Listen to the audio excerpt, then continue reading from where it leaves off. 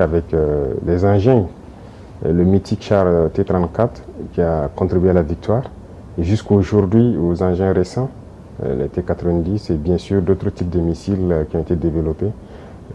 Ça nous a beaucoup impressionnés, ça nous a donné beaucoup de leçons et ça nous a permis de voir comment donc, la Russie a évolué technologiquement sur le plan militaire depuis cette grande guerre jusqu'au jour d'aujourd'hui.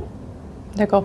Monsieur le Président, et pourquoi a-t-il été important pour vous de répondre à l'invitation du président Poutine et de rejoindre la Russie dans ces célébrations? C'est important pour moi à plusieurs titres parce que d'abord, c'est une invitation d'un pays ami. La Russie et le Burkina Faso aujourd'hui sont en étroite collaboration.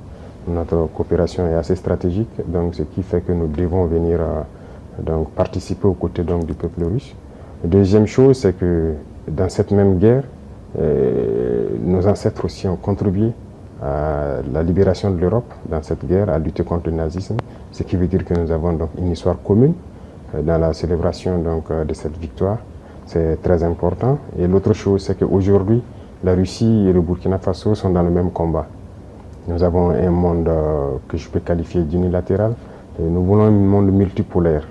Voilà, nous voulons un monde libre, indépendant, un monde de paix, où les nations ne dictent pas à d'autres nations ce qu'elles doivent faire et comment ils doivent être. Donc la Russie est activement dans ce combat, qui est aussi un combat de dénazification, si je peux dire. Et donc nous aussi, nous sommes dans ce même type de combat contre l'impérialisme qui veut nous asservir, qui veut nous garder dans l'esclavage.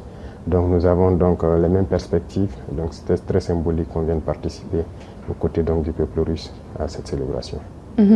Notamment, le peuple soviétique a contribué largement à vaincre le nazisme et le Burkinabé, comme vous le dites bien, applique aujourd'hui les efforts pour lutter, pour éradiquer le terrorisme.